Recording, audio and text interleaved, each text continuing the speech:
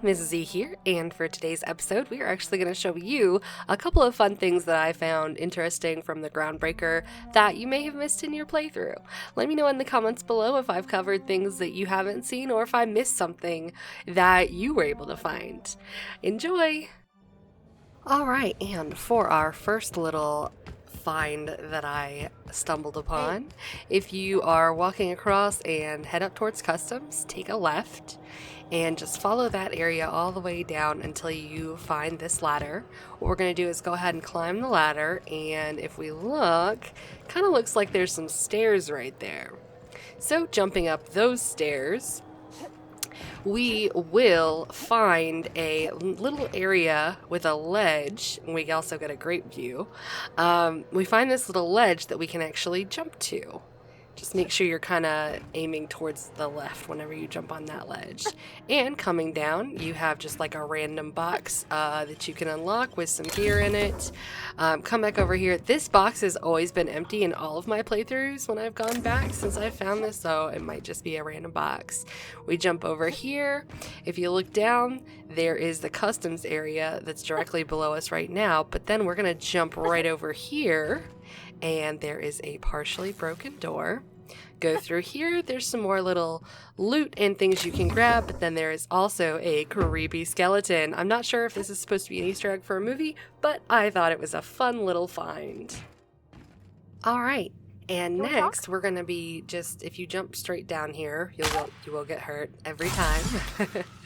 We're going to head over to this little room that is kind of right behind customs to the left. There is a little key card here, rest and go key card. Every time I've stolen it, I've never been stopped by anyone, so I wouldn't worry too much about this affecting you, your karma, or whatever for the playthrough. There's never been any negative implications.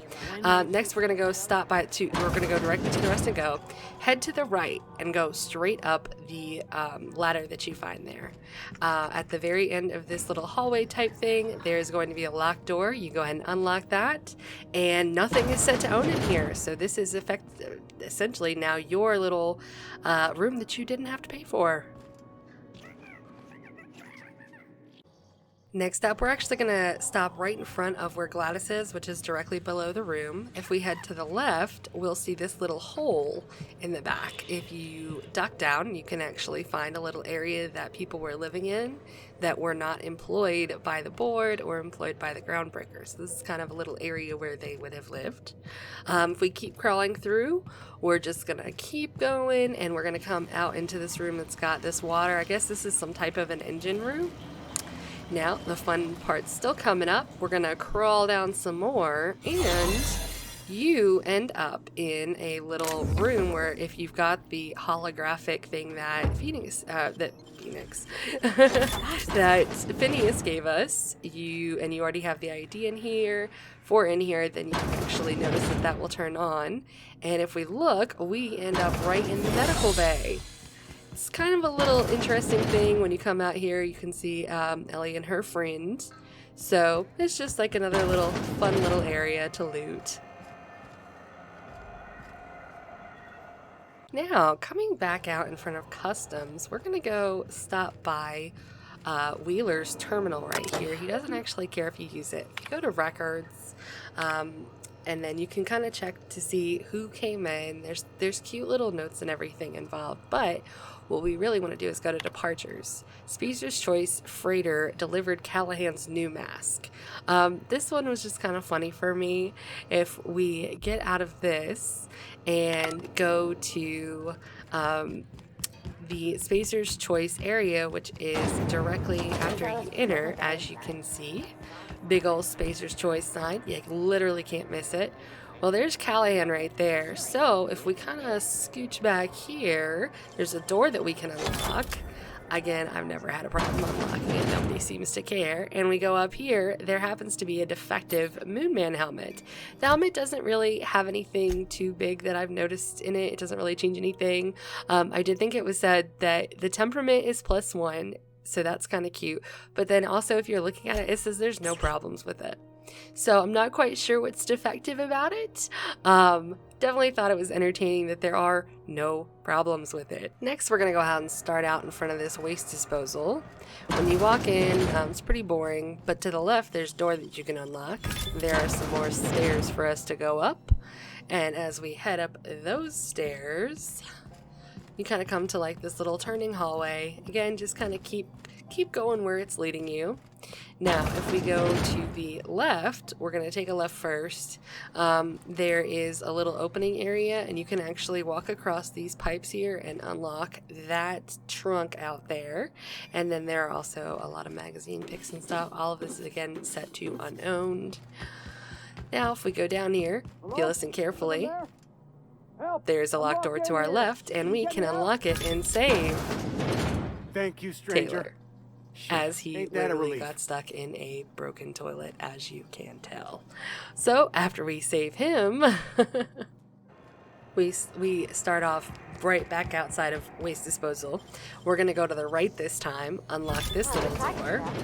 And as you can see, there's not too much, but there's another little hole for us to crawl through. So as we go out here, this area is kind of a little frustrating because if you're like me, then you forget that the little thingies are hostile whenever you come in, the little sprats. But they're pretty easy to take out. I mean, they're just so, yeah. All right. Now, as we keep moving on through the room, to our right coming up, there is another hole for us to crawl down into. And we keep crawling, and we come out here in what looks like a closet. There are some weapons, all of it's owned, so it's all ammo and weapons, and it's all owned again. So, but if you unlock the door, you will come out. Hey, how'd you get back there? And Belle's curious how you got into her storage room. And yet, there we are.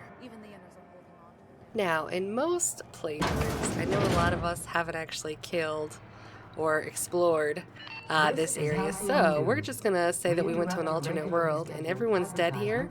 So here's a little look-see at what's in their quarters. I think this is Udam's room.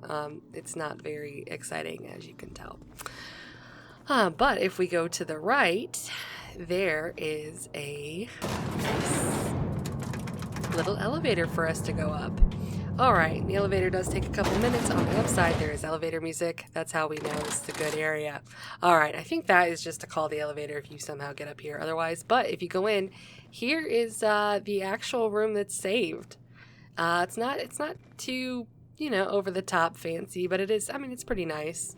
And if we look out and look around, just like a little bedroom, nice little chairs, furniture. You can sleep there if you need to. Those, oh yeah, that did have some loot in it. And if you come out right here, there is the outside area. But, just a fun little thing that you can see. Most people, I don't think, have killed on their playthrough, at least not that have told me. Alright, now this is actually one of my more favorite ones. If we look at Auntie's kitchen, and we kind of go to the back door, again, unlocking it, nobody really cares. But if you go out back, you can see an Auntie Cleo worker, clearly dead. Opening up the Auntie Cleo Food Service Auto Mechanical Repair Manual. It says a spray of blood obscures the rest of the manual. So you're kind of like, I wonder what's going on here. So, you're going to talk to Greasy. Potential customer. Welcome to Auntie's Kitchen, a home-style consumable protein dispensary. This unit dispense proteins for your ingestion. Wow, that's a thing. So, there's a dead body in your kitchen? This unit would clarify. There is a dead mechanic in the kitchen. User error in the maintenance of this unit's cutlery engaged several systems at once. The slicer, the grinder, the tenderizer. Oh, so do you plan on cleaning up back there? Because, this unit is not designated for cleaning duties and cannot be compelled to accept another unit's responsibilities. You can't be bothered to clean up a dead body. Okay, so that's a thing. So that sounds like a pretty nasty bug in your systems. This unit behaves precisely as it was engineered. Neither this unit nor its corporate proprietor claim any responsibility for the mess. No responsibility. All this morbid talk is making me hungry. Beginning dispensing sequence. Please unblock all relevant facial protein ingestion tubes. And he turns into a vendor for us. Alright, and with that, we are going to go ahead and call this an episode. Was there anything that you found on the Groundbreaker that I missed? Let me know in the comments below. Also, thank you so much again for tuning in until the very end. Make sure you hit that like and subscribe button, and check out the links below for our Discord. And I will see you next time.